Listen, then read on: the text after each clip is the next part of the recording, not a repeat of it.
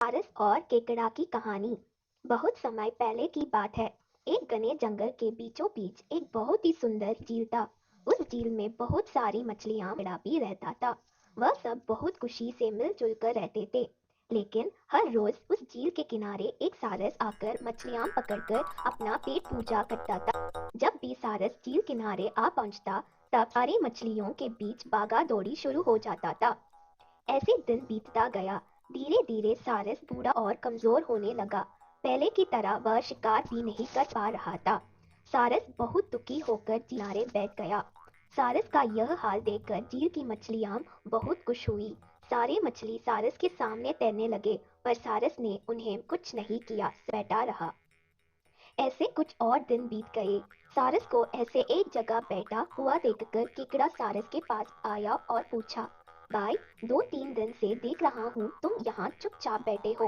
एक भी मछली नहीं पकड़, खाना भी नहीं खाया, क्या बात है?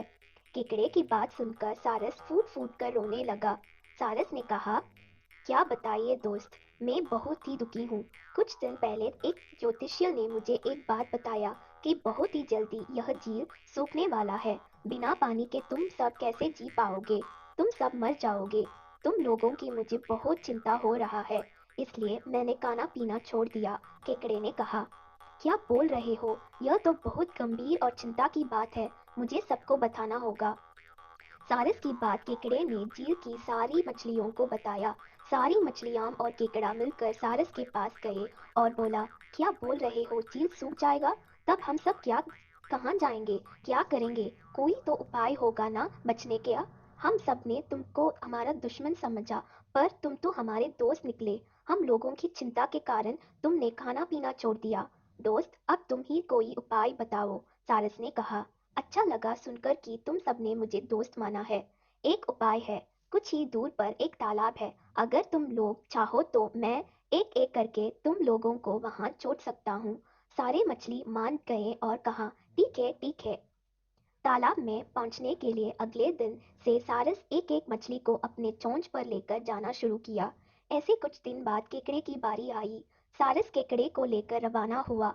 कुछ दूर जाने के बाद केकड़े ने सारस को पूछा, भाई, यह तालाब और कितना दूर है? केकड़े की बात सुनकर सारस हंसने लगा और कहने लगा, तालाब? कैसे तालाब? यहाँ कोई तालाब नहीं है। मैं तो खाने के लिए तुम सबको यहाँ लेकर आ रहा हूँ। इतने दिनों से मछली का कर बोर हो गया हूँ। आज बहुत मजा आएगा तुमको खाकर। आसपास देखो, तुम्हारे सारे दोस्तों की हड्डियां।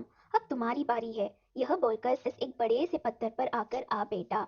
सारस की बात सुनकर केकड़ा बहुत गुस्सा हो गया और अपने आप को बचाने के लिए अपने दोनों हाथों से सारस का गला दबा दिया और कुछ देर बाद सारस मर गया। फिर केकड़ा अकेले झील वापस आ गया और बाकी मछलियों को सारस के चाल के बारे में बोला और कैसे उसने सारस को मार डाला, यह भी बताया। सारे मछली बहुत खुश हुए और निश्चिंत होकर रहने लगे।